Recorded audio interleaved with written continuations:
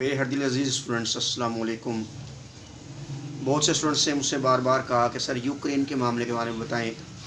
تو آج ہم یوکرین اور رشیا کی جنگ کے بارے میں بات کریں گے۔ یہ بات ذہن میں رکھیے گا کہ رشیا اور امریکہ کے درمیان شروع سے کولڈ وار چلی آ رہی ہے، اور میں نے جس ٹائم پہ سوویت یونین کا ذکر کیا تھا کچھ پچھلی ویڈیو کے اندر، تو اس کے اندر میں نے آپ کو یہ بتایا تھا کہ کس طریقے سے امریکہ نے سوویت یونین کو توڑا تھا۔ تو اب بہرحال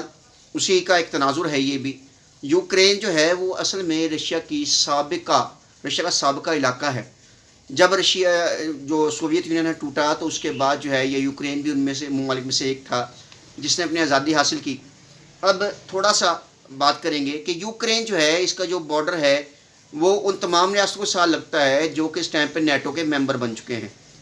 اور نیٹو کا ممبر جو بھی ملک بھی نیٹو کا ممبر بنتا ہے، آپ کو پتہ ہے وہاں پر نیٹو جو ہے اپنی وہ بیسز بناتا ہے۔ بیسیکلی آپ کو پتہ ہے کہ نیٹو کے اندر زیادہ تر جو پاور ہے وہ امریکہ کی ہے۔ تو رشیا اس بات سے بہت زیادہ خائف تھا کہ اگر یوکرین نیٹو کا ممبر بنتا ہے تو یوکرین کی وجہ سے امریکہ جو ہے بالکل رشیا کے بارڈر پہ آ کر بیٹھ جائے گا، اور یہی وجہ ہے کہ رشیا نے بار بار اس بات کے اوپر وارننگ دی کہ دیکھیں آپ اس طرح نہ کریں۔ اور یہ بھی بات ذہن میں رکھیے گا کہ رشیا جو ہے وہ ایک سپر پاور کے طور پہ نظر تو نہیں آتا، مگر ایک بہت زیادہ مضبوط ملک ہے، اور وہ ماضی کے اندر ایک سپر پاور کے طور پہ رہا ہے۔ تو وہ جو ہے اس کو یہ لگتا تھا کہ شاید جو ہے یہ اگر اس کے قریب آئیں گے تو اس کی سالمیت جو ہے اس کو خطرہ ہوگا۔ اس نے بار بار دنیا کو یہ باور کرانے کی کوشش کی کہ یوکرین جو ہے اس کو نیٹو کا حصہ نہ بنایا جائے۔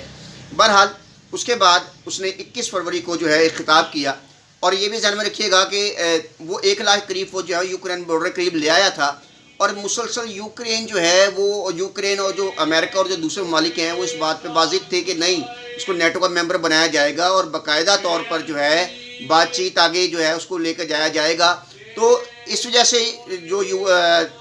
رشیا ہے وہ 1 لاکھ کے قریب فوج جو ہے وہ لے آیا بارڈر کے اوپر یوکرین کے، اور وہاں سے جو ہے اس نے پھر 22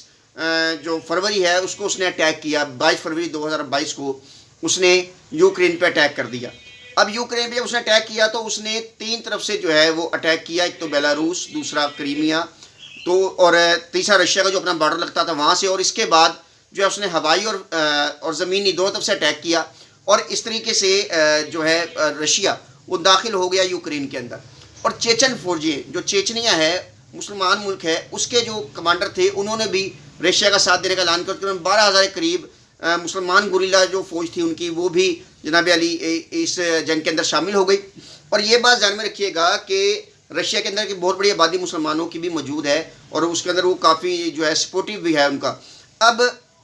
جب یہ سارے معاملات ہوئے تو اس کے بعد آپ یہ ذہن میں رکھیے گا ایسٹرن جو یوکرین ہے، ایسٹرن یوکرین کے اندر 2 علاقے ہیں جو کہ بیسیکلی رشیا کہتا ہے کہ میں نے ان کو انڈیپینڈنٹ اسٹیٹ مان لیا ہے، بیکاز اس کے اندر جو لوگ موجود ہیں وہ زیادہ تر رشین ہی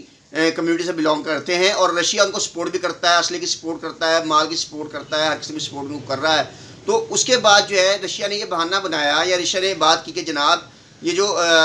یوکرین ہے یہ ان لوگوں پر ظلم کر رہا ہے اور ان کو ان کے رائٹس نہیں دے رہا، اور وہاں پر ان لوگوں کو قتل کیا جا رہا ہے۔ تقریباً یہ ذہن میں رکھیے گا کہ تقریباً 2014-15 کے اندر ایک فائٹ ہوتی ہے جس کے اندر تقریباً 14,000 قریب لوگ مارے گئے تھے۔ تو انہوں نے اس بات کے بارے میں بات کی کہ یہ جو ہے یہ سارے معاملات ہو رہے ہیں، تو اس چیز کو بہانہ بناتے ہوئے رشیا نے یوکرین پہ اٹیک کیا۔ اب اگر ہم ان علاقوں کی بات کریں، ان میں ایک ڈینس ہے اور ایک لہنز ہے جو علاقہ ہے اس کا یوکرین کا، بیسکلی یوکرین کے اندر ہی شامل ہے، مگر ان کے اندر جو رشین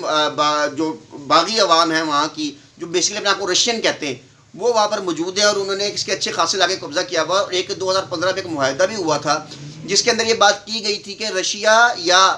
یوکرین جو ہے جن علاقوں پر ان لوگوں کا قبضہ ہے اس کے اوپر وہ کوئی ان کو ڈسٹرب نہیں کریں گے، وہاں پر کوئی اپنی آزاداری ثابت کرنے کی کوشش نہیں کرے گا، مگر رشیا نے اس پہ اٹیک کیا۔ اب یہ 2 بڑی طاقتوں کی پاور گیم ہے، اس کے بارے میں ہم کل انشاءاللہ نیکسٹ ویڈیو میں بات کریں گے۔ تو آج کے لیے بس اتنا ہی، تھینک یو ویری مچ۔